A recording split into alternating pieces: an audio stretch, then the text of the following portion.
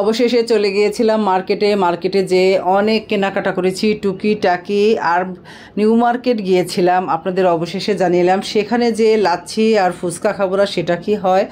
আমরা যখন গিয়েছিলাম তখন প্রায় বেলা গড়িয়ে দুপুর, মানে দুপুর বলতে বৃষ্টি ছিল বলে বৃষ্টি থামার পরেই আমরা বের হয়ে গিয়েছিলাম বেলা 2টা 2:30টার দিকে। তখন এই যে মেট্রোতে করে যাচ্ছিলাম। আসলে নিউ মার্কেটে যতদিন হলো যে মেট্রো চালু হয়েছে এ পর্যন্ত আর যাওয়া হয়নি, তো ভাবলাম এটাই সবচেয়ে সুযোগ মেট্রোতে করে নিউ মার্কেট যাওয়া। তো আমি মেয়ে বলছিল মানে শাহবাগ নামতে, তা আমি সেখানে না নেমে চলে গেলাম যে না ঢাকা ইউনিভার্সিটি নামি। ওই এলাকাটা আমার এত ভালো লাগে, এত পছন্দের, তো সেদিক দিয়েই চলে যাচ্ছিলাম। আর এই যে এত সুন্দর গাছ এই মানে রাস্তায় পড়ছিল যে, আর এত এত ফুলের গাছ, মানে বড় বড় বিশাল বিশাল গাছগুলো দেখতে এত ভালো লাগছিল যে আসলে মনে হয় যে ঢাকা সিটিতে কোনো গাছ নেই। এগুলো দেখার পর একদম মনটা ভরে গিয়েছিল যে না এখনও অনেক গাছ আছে, এগুলো যদি আমরা সংরক্ষণ করতে পারি এবং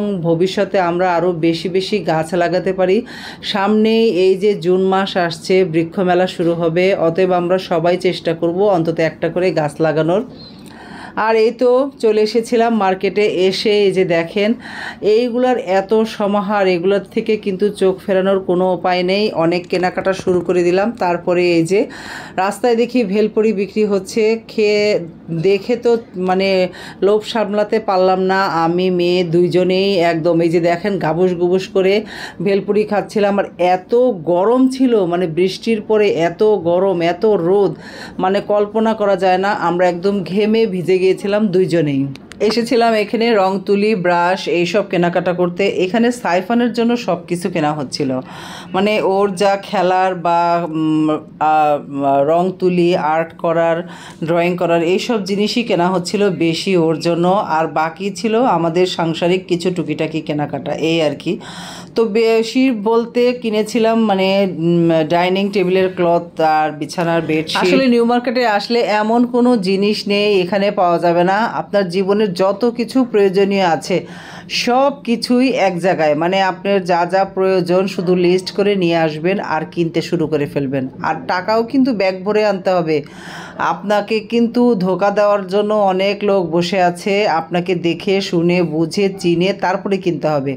আমরাও তো এখনও ধোকার মধ্যে পড়ি, এখনও ঠকি, বুঝতে পারি না ঠকলাম কিনা জিতলাম। তবে আপনাদের সাথে শেয়ার করব যা যা কিনলাম বাসায় গিয়ে, কারণ এখন আর এগুলো দেখানোর অত সময় নেই। তবে যাই দেখছিলাম চোখে তাই ভালো লাগছিল।